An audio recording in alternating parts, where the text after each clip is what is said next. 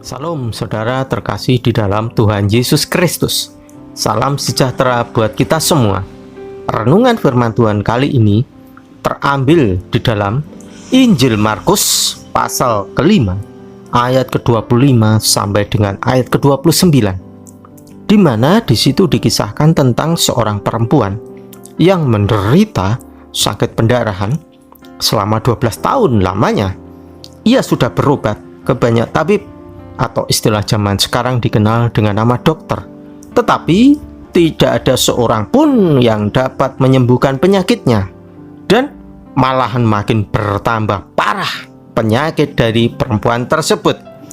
Bahkan semua uangnya sudah habis untuk biaya berobat.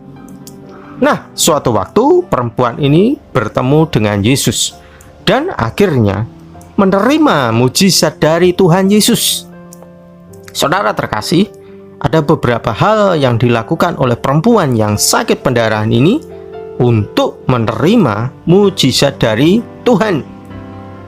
Yang pertama adalah mendengar berita-berita tentang Yesus. Markus pasal 5 ayat 27 bagian A. Demikian bunyinya. Dia, yaitu perempuan yang sakit pendarahan ini, sudah mendengar berita-berita tentang Yesus. Nah, mendengar berita-berita tentang Yesus ini alegoris, artinya mendengar firman Tuhan. Kita pun sebagai anak-anak Tuhan, umat pilihannya, hendaknya, harusnya juga suka mendengar firman Tuhan. Hal kedua yang dilakukan oleh perempuan ini adalah mendekati Yesus. Markus pasal 5 ayat 27 bagian B. Demikian bunyinya. Maka di tengah-tengah orang banyak itu, ia, yaitu perempuan yang sakit pendarahan ini, mendekati Yesus dari belakang. Nah, mendekati Yesus itu alegoris, artinya hidup dekat dengan Tuhan. Kita pun juga harusnya hidup dekat dengan Tuhan. Mengapa?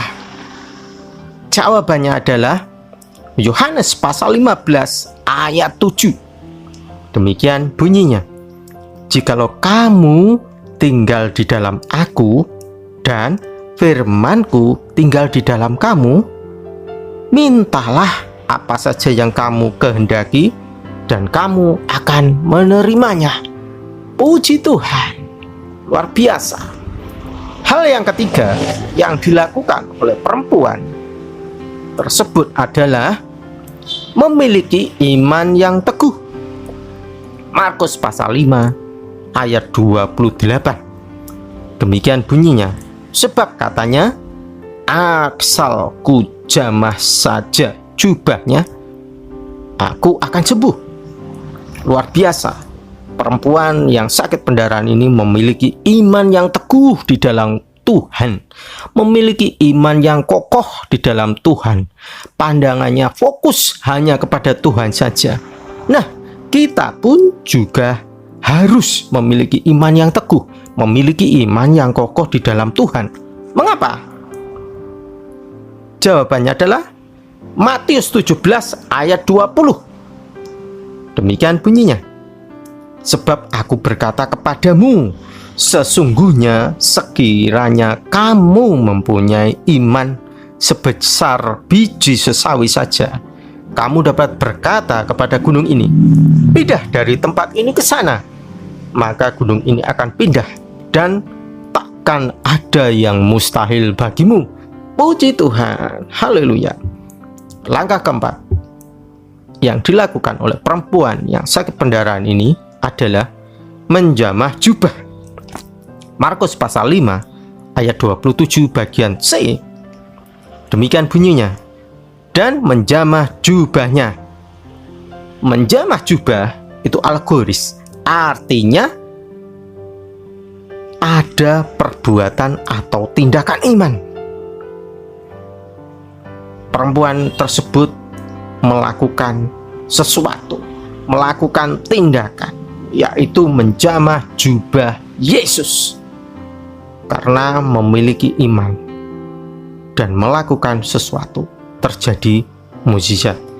Kalau kita hanya memiliki iman saja dan tidak disertai dengan perbuatan, maka itu artinya sia-sia atau tidak ada gunanya.